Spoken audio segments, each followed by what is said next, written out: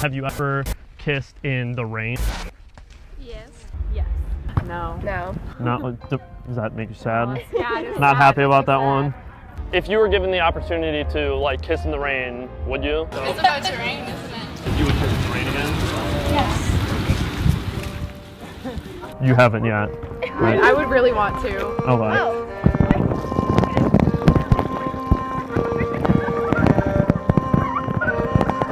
Do it like that. It's just happening. Well, you said you would.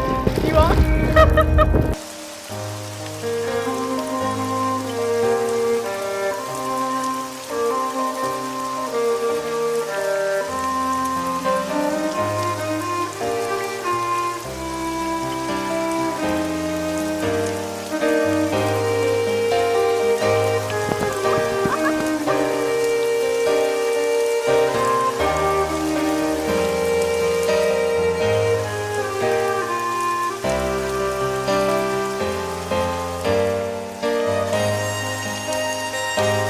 Kiss you on the cheek in the rain.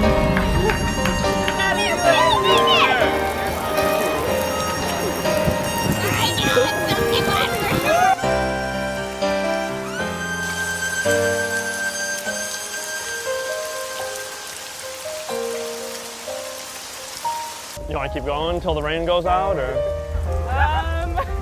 You want me? Sure. This magic trick's gonna be crazy. You're the first person I've done this to. Brandon, go ahead, take one. He's gonna pick a card blindly. Dang. You can look at it? You can look at it, now I haven't even signed it. Uh-oh. I don't know how to spell.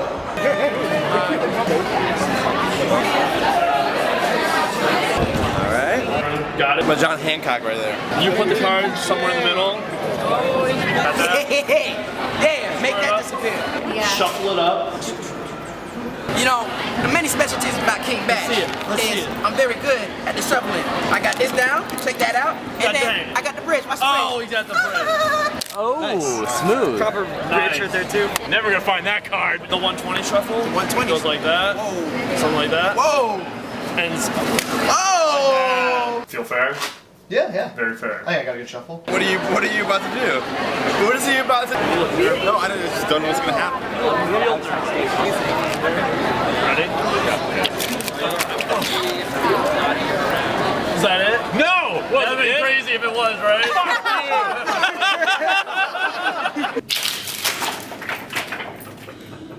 That's not it? That'd be crazy if it was though, right? No.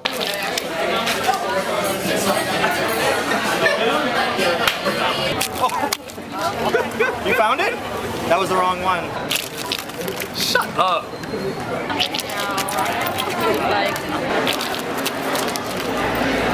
Is that it? No.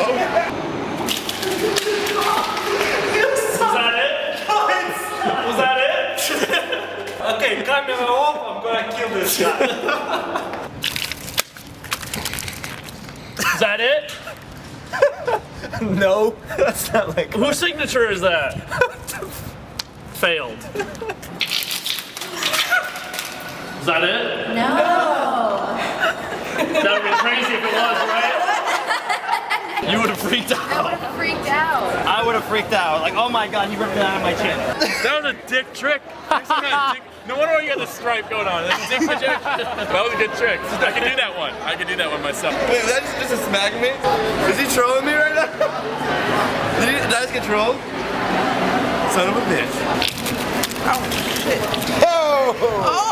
Oh. Get it? Magic. And he smack cam. Dude, Man, even smack him. smack him.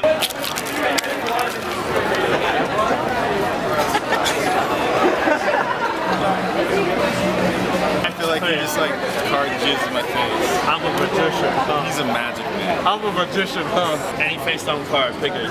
You pick it. One face down card. I thought that would have been magical. So I kind of move away from this. That was weird.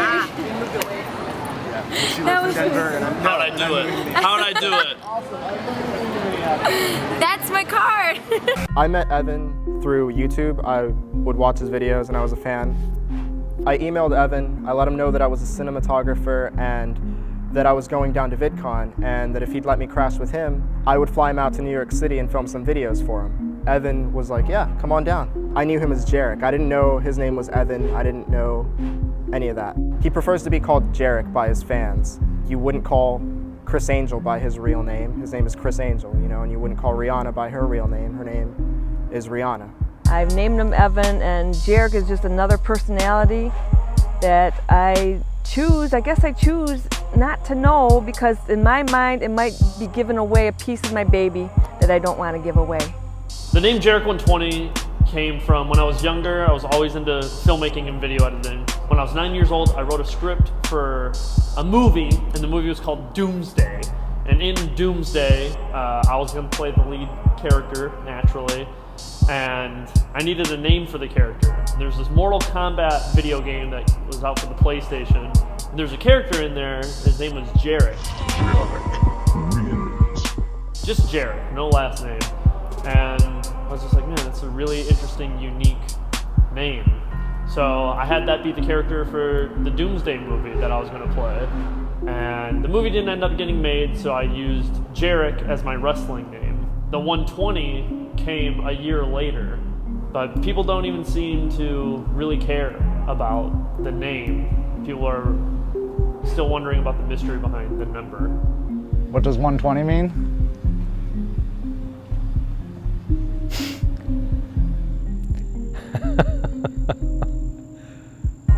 I really couldn't tell you.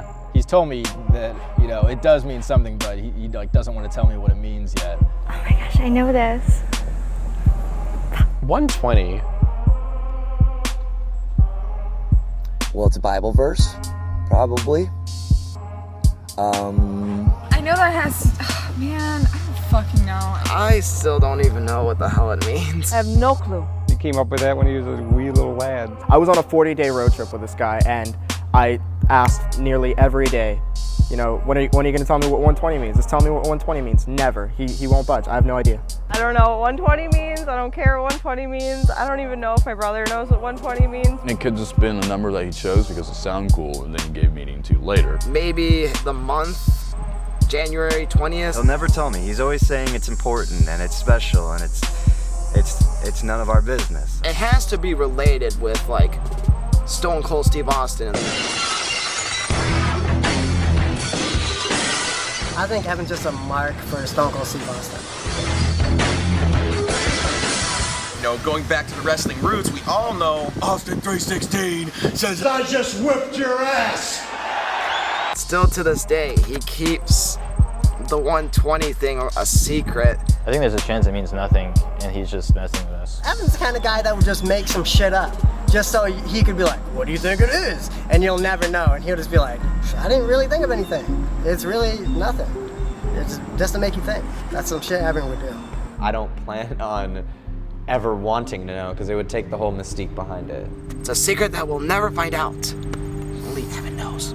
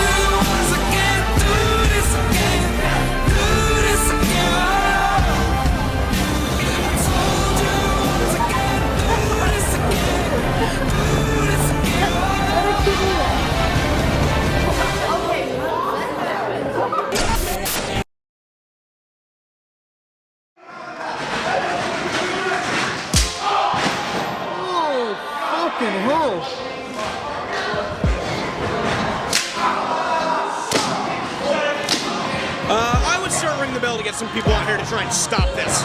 This is why we didn't want Chris Dickinson here. Shut up, or I'm coming down there and I'll fuck you up right now. Chris Dickinson is a professional wrestler from the New York area who's been wrestling for a few years now. He's known for his martial arts background. Evan told me a few years ago, I mean, when he first issued the challenge, that Dickinson is somebody that inspired him. That's kind of been Evan's motif over the last couple of years, me getting to know him. It's kind of been like, follow what inspires you, chase that. I think that when Evan saw what Chris Dickinson was capable of, I think that Evan wanted to emulate it. Chris Dickinson really connected with him through the performance art of wrestling. And I think Evan sees this as a personal challenge for him. And it's one thing to be paired up with Dickinson, it's another thing to say, I want to wrestle you. Because Dickinson knows his reputation, and all of a sudden it's like, well, the expectations here is that this guy wants to test himself. He wants to see how tough he is against me. Chris seems to have the reputation that he is a bit unstable. He's a bit wild in his matches, and he's actually in the past has caused people to become injured because of how devastating his strikes can be. Dickinson's brutal. There's no way around it. He is an ass kicker through and through. And I'm worried in what may be in the case of Evan. I wouldn't want to be in the ring with Chris Dickinson. And if I was a professional athlete and trained, I would not want to challenge Chris Dickinson. End of story.